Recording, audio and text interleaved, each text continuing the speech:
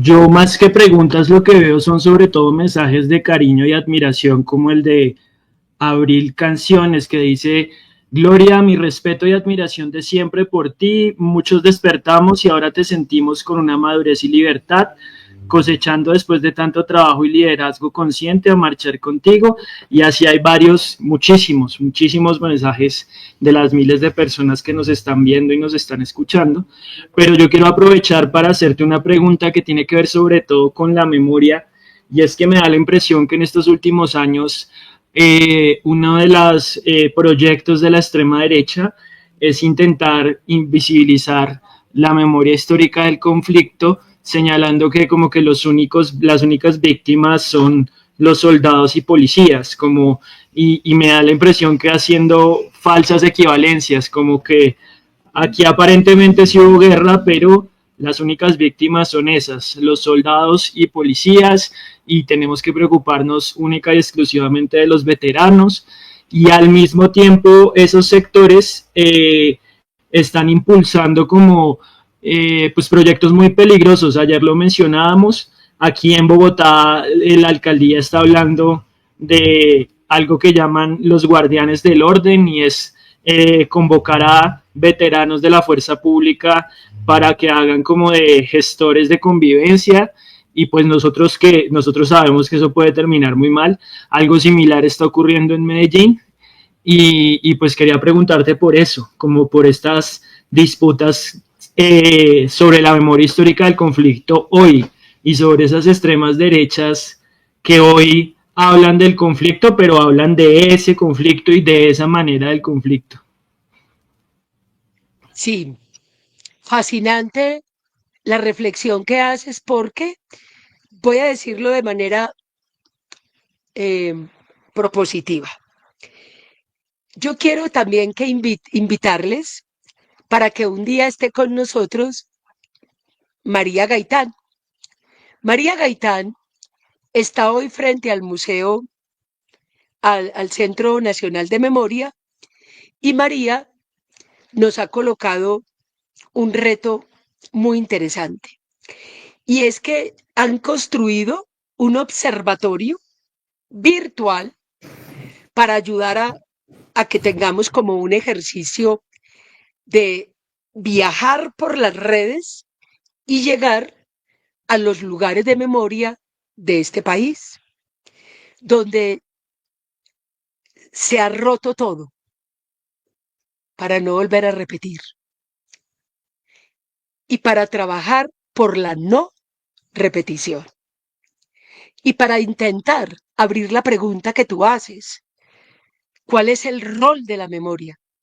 ¿Por qué de las memorias? ¿Por qué tenemos una transición tan dolorosa? Tan dolorosa, porque tenemos muchas memorias del dolor y dentro de las fuerzas militares, cuando tú miras que hay soldados, que hay jóvenes que están en una silla de ruedas por las minas antipersona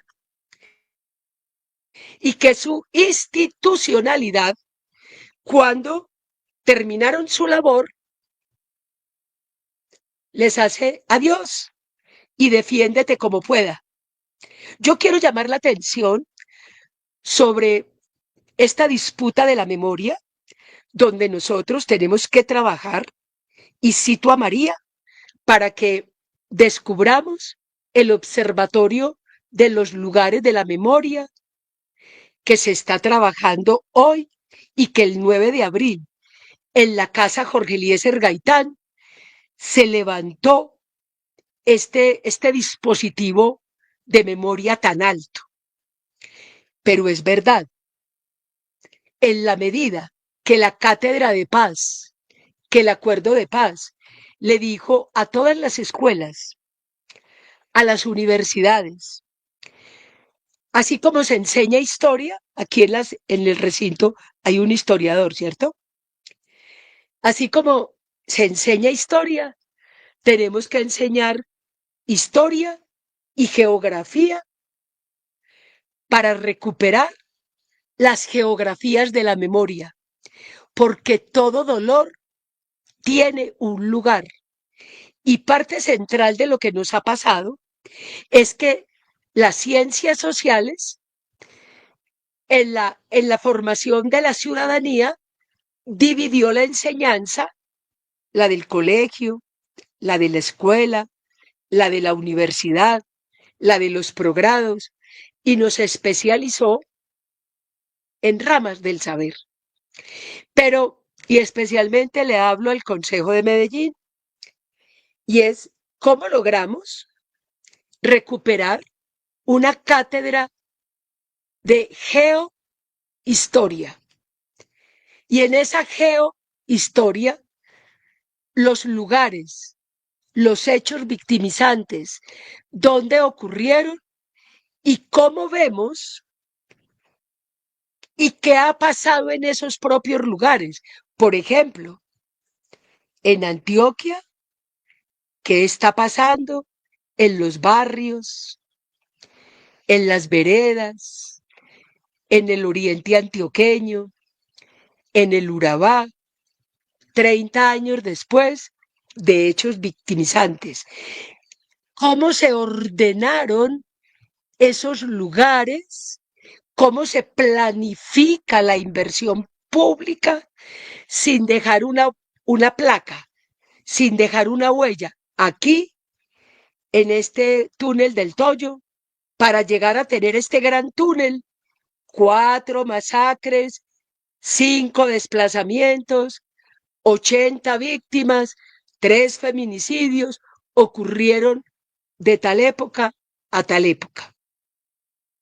Tenemos que recuperar la memoria de los lugares para que cuando hablemos de lo que está pasando con la violencia, podamos entender la transformación económica, política y social que trae un hecho victimizante.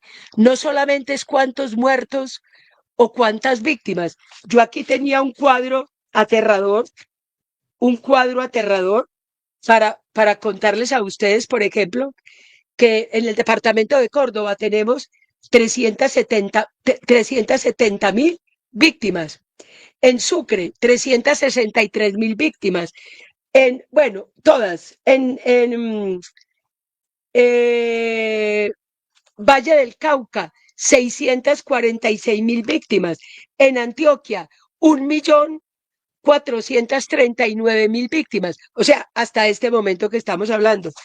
Estos datos no son datos, son transformaciones al servicio de alguien. Tú matas, tú desapareces y 5 años después pregúntate qué pasó en esos lugares. Para que la economía, como lo dijo las recomendaciones de la Comisión de la Verdad, que los modelos de desarrollo sean capaces de reconocer el dolor de la tierra, el dolor de las víctimas, el dolor de las víctimas que no están reparadas. Y tu pregunta me lleva a decirte que existe un fondo de tierras en la Unidad para las Víctimas con la ley 975, que fue la ley del paramilitarismo. Entregaron los bienes. Hoy todavía estamos buscando en manos de quién están los bienes, las fincas, las casas, las propiedades, para poder con la sentencia reparar a las víctimas. La pregunta por los militares. La ley, apunten, 24, 21, que hace ajustes a la ley 1448, deja en un párrafo que tenemos que reconocer a los militares o policías como víctimas y hacer un proceso reparador. Yo quiero explicar con toda la sabiduría que estos años me dan. es decirles, tenemos que trabajar para que las memorias y la memoria de las víctimas del conflicto tengan un lugar en las escuelas, en la radio, que cuando ustedes empiecen un programa cualquiera, como youtuber, como influenciadores de la vida, ustedes siempre tengan un pedacito de memoria de alguien, de un hecho, para que nos vayamos educando en la memoria. Pero también quiero decirles que he visto policías y militares que después de haber participado en hechos victimizantes o después de que ellos fueron víctimas en términos de una mina antipersona o de un ataque, porque ser víctima es cuando te rompen también a ti.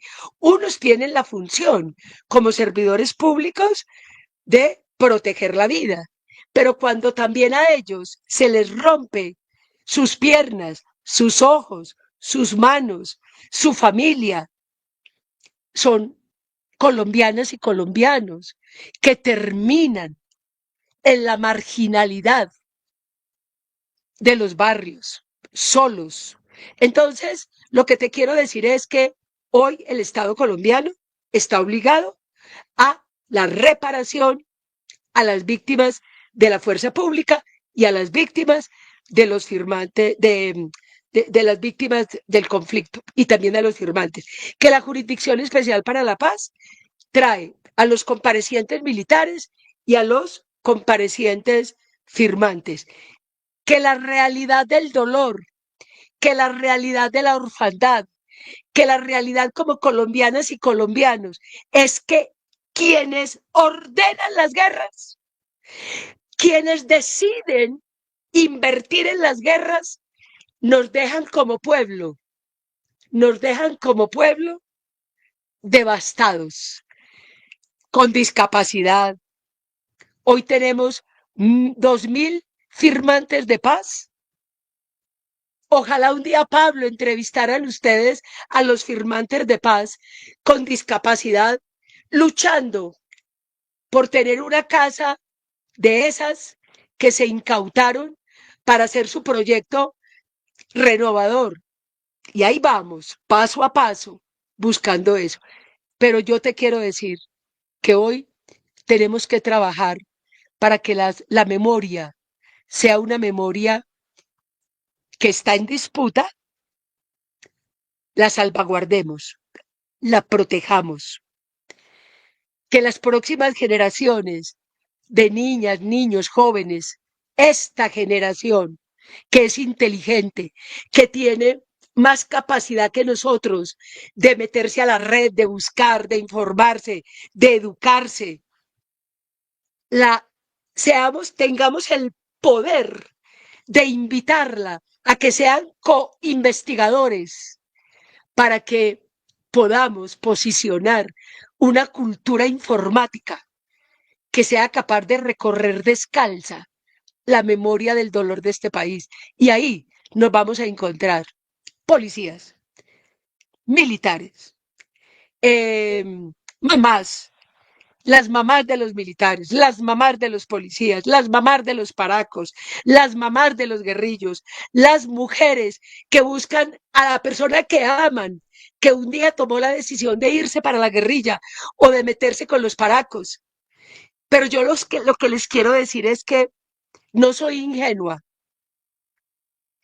y soy radicalmente política con la memoria, pero tenemos el deber de hacer la transición para que entendamos que los que financian las guerras no son los que terminan con discapacidad, no son los que terminan marginados en los barrios, no son los que terminan en el exilio, no, esos solo cuentan su riqueza y a eso es lo que le tenemos que apuntar como pueblo que hemos tenido una profunda discapacidad espiritual y moral, porque nos rompieron. Yo no soy la misma mujer de hace 30 años. ¿Qué perdí? ¿Qué gané? ¿Quiénes somos? ¿Dónde estábamos cuando todo esto pasó? Pero como pueblo humilde, como pueblo trabajador, los muchachos que se fueron al servicio militar, que hoy tienen muchos años, pero que en aquella época les ordenaron matar y mataron y no eran asesinos y hoy están desvinculados de las fuerzas militares, solos. Eso es lo que tenemos que trabajar, una memoria política capaz de entender que como pueblo no podemos seguir siendo instrumentalizados mientras 4 o 5 se entregan las tierras, las riquezas, las minas, protegen territorios al servicio de 4 o 5. Eso es lo que tenemos que develar. Una memoria que sea capaz de meterse por el catastro multipropósito para descubrir la economía, la política, la ingeniería del dolor y saber qué es la memoria que tenemos que recuperar. Espero no haberte decepcionado con mi respuesta, pero estos años me han enseñado al mirar para atrás que quedó mucha gente en el camino, pero los que financiaron todo